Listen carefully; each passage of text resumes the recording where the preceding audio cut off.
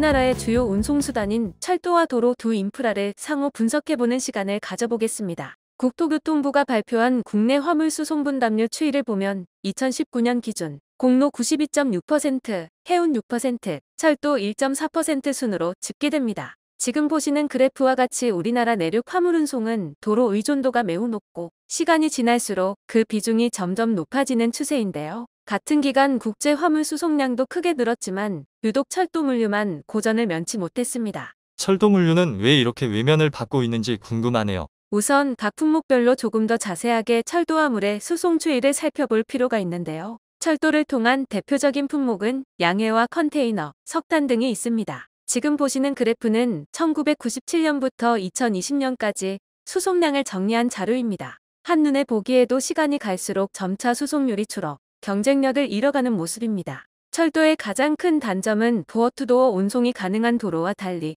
수송의 완결성이 부족하다는 점입니다. 하지만 이 문제는 충분히 해결 가능한 방안이 열려 있습니다. 종합물류기업과 협업해 지선운송과 간선운송을 제공하는 서비스 상품을 개발할 수도 있고, 최근 한국철도공사법 시행령 개정안이 국무회의에서 의결돼 직접 종합물류 사업에 진출할 수 있는 길도 열렸습니다. 근본적으로 철도 물류가 활성화될 수 없었던 이유는 다른 데 있습니다. 철도 물류가 활성화되지 못했던 이유라면 어떤 것들이 있나요? 여러 가지 복합적인 이유가 있는데요. 첫째, 철도청이 한국철도공사와 한국철도시설공단으로 분리된 이후 여객 위주의 선로 배분과 심야시간 선로 보수로 인해 화물열차의 운행 제한, 경부선 구간의 유효장 부족, 철도 인입선의 부족 등의 문제가 있었습니다. 둘째, 철도 물류의 심장이라고 불리는 의왕 ICD를 소수의 기업이 30년간 독점적, 배타적으로 운영해 철도 물류의 진입 문턱을 높였다는 점입니다. 특히 철도 물류를 목적으로 운영되는 의왕 ICD 부지와 COI를 택배의 거점이나 공컨테이너의 보관 목적으로 악용하는 사례도 철도 물류 발전을 저해하는 요인으로 꼽히고 있습니다. 셋째,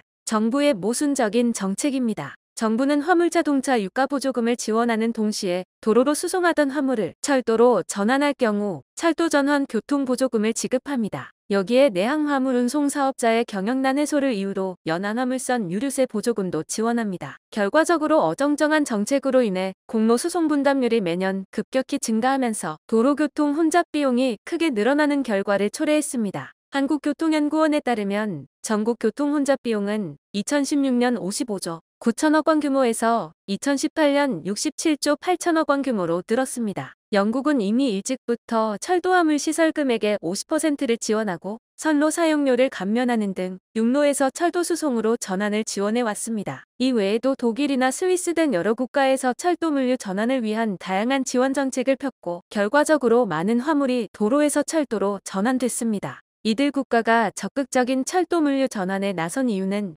도로 혼잡을 막고 환경 문제를 해결하기 위한 선제적인 조치였는데요. 결과적으로 최근 ESG 경영이 화두가 되는데 미래를 내다본 해안이 아니었을까 싶습니다. 그런데 철도 물류가 활성화되면 화물연대가 반발하지 않을까요? 도로를 통한 화물이 줄어들면 화물차주들의 수익 감소로 연결되지 않을까 싶습니다. 물론 명과 암이 있을 것으로 생각됩니다. 하지만 일찍이 초고령 사회에 진입한 일부는 화물차 운전자를 구하지 못해 인력난에 허덕이고 있습니다. 우리나라의 일부 지자체는 이미 초고령 사회에 진입했으며 우리나라 전체 통계를 보더라도 초고령 사회는 곧 마주하게 될 현실입니다. 또한 앞서 언급한 것처럼 철도 물류의 역할은 간선 운송입니다. 수송의 완결성을 위해서는 거점과 거점을 잇는 지선 운송이 필요합니다. 그러니까 철도를 통해 간선 운송이 활성화되면 화물차주들은 각 지역의 거점을 중심으로 지선 운송에 집중하면 됩니다. 이를 통해 화물차 운전자들이 겪고 있는 장거리 운행 사고를 줄이고 업무 환경의 질을 향상시킬 수 있으며 가족들과 저녁에 있는 삶도 보낼 수 있습니다. 하지만 결국 이러한 부분이 실현되기 위해서는 물건을 보내는 화주나 물류기업이 철도 물류를 이용해야 하잖아요. 고객들이 철도 물류를 도입할 어떤 명분이랄까요? 그런 부분이 있을지 모르겠습니다. 좋은 지적입니다. 지금도 철도 물류는 수요 대비 공급이 충분합니다. 고객들이 철도 물류를 찾지 않는다는 의미입니다. 본질은 철도 물류 서비스가 매력적이지 못하거나 경쟁력이 없다는 의미입니다. 마케팅이나 영업 능력의 부족 문제일 수도 있습니다. 실제로 코레일이 공공기관의 특성상 민간기업에 비해 능동적 변화나 혁신에 둔감하다고 지적하는 분들도 있습니다. 그런 부분은 철도공사 내부에서부터 뼈를 깎는 노력으로 해결해 나가야 할 문제라고 생각합니다. 그에 앞서 정부 차원에서 철도 물류 활성화에 힘을 기울였으면 하는 바람이 있습니다. 친환경 물류는 선택이 아닌 필수라고 생각합니다. 화주가 ESG 경영을 도입한다는 의미는 물류 부문에서 배출되는 이산화탄소를 줄이고 이를 통해 지속 가능한 경영을 실현하겠다는 의미입니다. 또한 전 세계적으로 탄소 배출에 따른 탄소세를 입법화하는 추이를 볼 때 친환경 물류는 기업의 생존을 위해 반드시 전환해야 하는 방향으로 보입니다. 물론 전기나 수소를 이용한 화물차 보급이 늘어날 것으로 예측되지만 지금 국내 충전 인프라 여건을 볼 때 범용적인 확대까지 꽤 오랜 시간이 소요될 것으로 예상됩니다.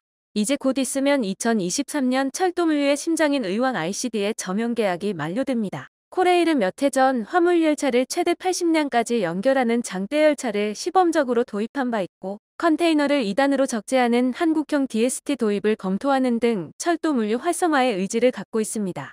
물론 사업 추진에 많은 어려움이 따를 것으로 예상됩니다. 2005년 이후 철도공사의 물류사업 관련 누적 적자는 4조 4천억 원에 달하고 철도 유효장 증설 등을 요구해도 기획재정부의 예산 배정 거부로 이미 몇 차례 고전을 겪었습니다. 이제는 철도공사에 맡길 게 아니라 범정부 차원에서 조금 더 미래지향적이며 중장기적인 시각에서 철도 물류 활성화의 큰 그림을 그릴 때가 아닐까 싶습니다. 오늘 준비한 내용은 여기까지입니다. 끝까지 시청해주셔서 고맙습니다. 고맙습니다.